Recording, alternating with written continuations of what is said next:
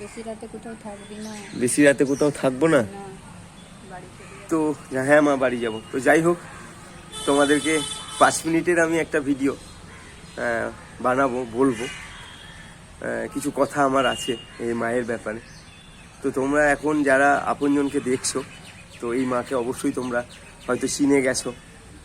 তো মায়ের স্বামী, মায়ের যে কাছের মানুষটা, কবে বাড়ি থেকে বেরিয়ে গেছে?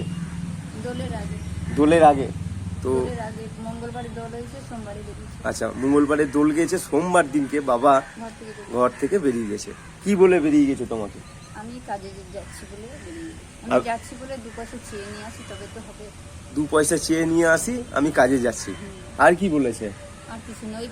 পা যদি ভালো হবে তখনই ঘুরে আসবো, আর যদি পা না ভালো হয় তা আসবে না এখন।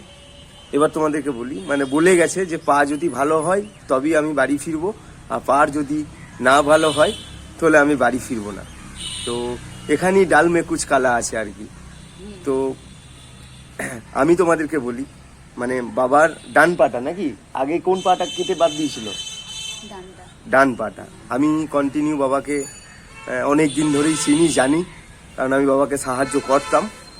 তো ডান পাটা ক্যান্সার হয়েছিল, ডাক্তারবাবু ডান পাটা কেটে বাদ দিয়েছিল, আর বা পাটা তোমার পচে গেছিল, মানে নষ্ট হয়ে গেছিল, একদম ঘা হয়ে গেছিল, সেফটি। হ্যাঁ। তো দোলের আগের দিন, মঙ্গলবারে দোল গেছে, সোমবার দিনকে বাবা বাড়ি থেকে বলে গেছে যে পা ভালো হলে তবেই আমি বাড়ি ফিরবো, আর পা যদি না ভালো হয় তো আমি বাড়ি ফিরবো না, এটাই বলে গেছে। তো এই যে পথ চেয়ে বসে আছে যে কবে আসবে কবে আসবে। তো আমি এখানকার এলাকার যে সমস্ত মানুষ আছে তাদের সঙ্গে যোগাযোগ করলাম, কন্ট্যাক্ট করলাম, কথা বললাম। এই যে আশেপাশে অনেক চায়ের দোকান আছে, আর ম্যাক্সিমাম মানুষ বোলপুর বাজারে, বোলপুর শহরে, শান্তিনিকেতন শহরে ম্যাক্সিমাম মানুষই বাবাকে চেনে। কারণ একটা ওই যে হাত পেডেলে যে গাড়িগুলো হয়, সেই গাড়িগুলোতে বাবা কিন্তু ভিক্ষা চেয়েছে বেড়াতো প্রত্যেকটা মানুষকে। যে হয়তো কলকাতা থেকে তুমি ভিডিওটা দেখছো, শান্তিনিকেতন ঘুরতে এসছো, মানে বোলপুরে ঘুরতে এসছো, বাবা তোমার সামনে ডাকা হয়েছে, বাবা তোমাকে 2 টাকা 1 টাকা চেয়েছে। হ্যাঁ, বেশ, কেঁদো না, কিছু একটা ব্যবস্থা নিশ্চয়ই হবে। তো এখানেই ব্যাপার বোঝা যাচ্ছে যে কিছু একটা ব্যাপার আছে, কারণ এইভাবে কথা বলে মানুষটা হট করে চলে যাওয়া।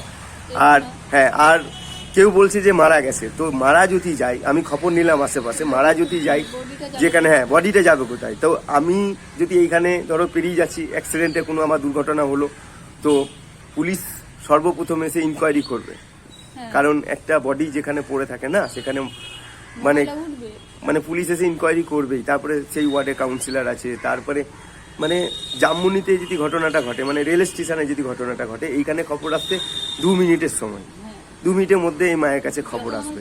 পাটা অ্যাক্সিডেন্ট হয়েছিল, বাদ দেওয়া গেছে, তখন আমার মানুষের খবর দিয়েছে টোটোওয়ালা। মানে যখন ওই পাটা কেটে বাদ দেওয়া হয়েছিল তখন জামমুনিতে, হ্যাঁ, তখন জানতে পেরেছিল, দিয়েছে। মানে এখন কোনো খবর নেই। তো যাই হোক, এখানে আশেপাশে আমি খবর নিয়ে দেখলাম, কারণ কাকা মাঝে মাঝে তোমার শিউড়ি চলে যেত, কিংবা সাঁইতিয়া চলে যেত, রামপুরহাট যেত, এইগুলোতে না ওই ভিক্ষা চাইতে চলে যেত, 1 দিন 2 দিন পর বাড়ি আসতো। তো এইবার আমি তোমাদেরকে বলি 2-4 কথা। তোমরা দেখছো যে কন্টিনিউ আমি মায়ের কাছে আসছি, কি মা আসছি, তো রোজ মায়ের সঙ্গে দেখা করছি, মা খবর নিচ্ছি, মা কেমন আছে, হ্যাঁ মা খাবার দিচ্ছি, তো মা কেমন আছে কন্টিনিউ। কারণ আমার কষ্ট লাগছে এই মাকে দেখে, কারণ এই মায়ের দেখো কি অবস্থা। এই আশেপাশে একটা ভালো ঘরও নেই যে ডাকলে সাড়া দেবে, দেখো জঙ্গল, বুঝতে পেরেছো? কেউ মেরে যাবে না। তো কন্টিনিউ আসছি, আমি মাকে হেল্প করছি।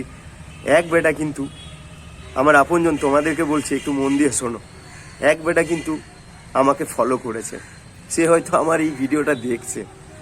তো যাই হোক, গত পরশু দিনকে আমি যখন সাহায্য করে টাকা পয়সা দিয়ে বেরিয়ে যাই, তো রাত্রেবেলায় এক বান্দা, এক ছেলে, মানে এত বদমাস, মায়ের এই ঘরে ঢোকে। বোঝো তাহলে তার মতলবটা খুব খারাপ ছিল। আমি রাত 12টায়, তো আমি সেগুলো ওপেন করতে চাই না, কারণ আমার মা আমার, তাই না? তো তুমি বেটা, তোমার যে মতলব সেগুলো আমি বুঝতে পেরেছি।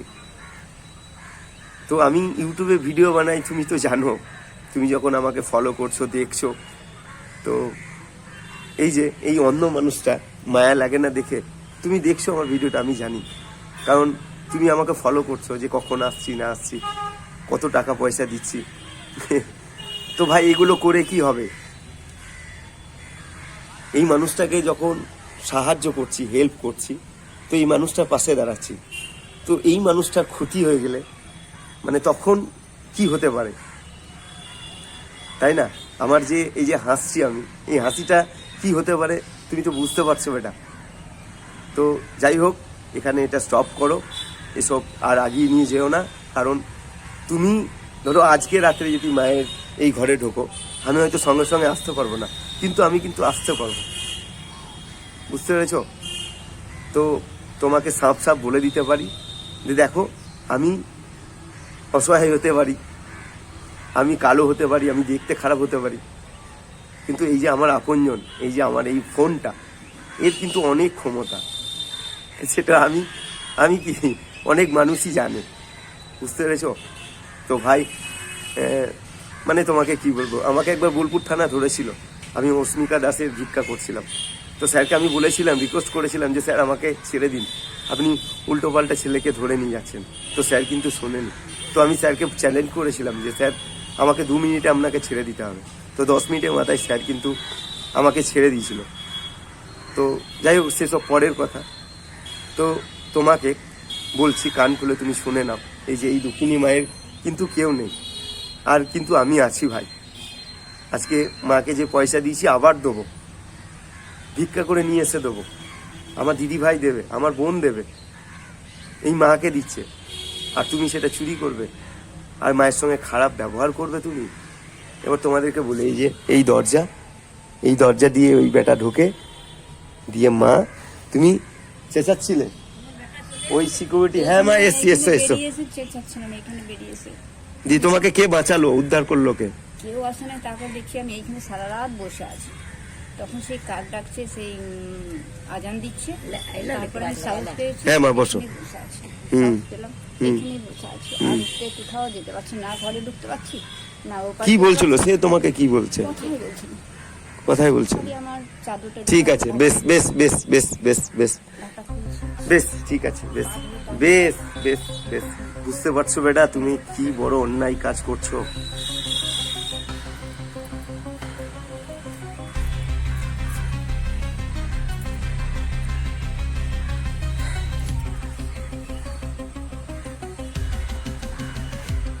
পাপি চলা ছিল, কে যেন মা বোন করছে, বেশ চুপ চুপ করো।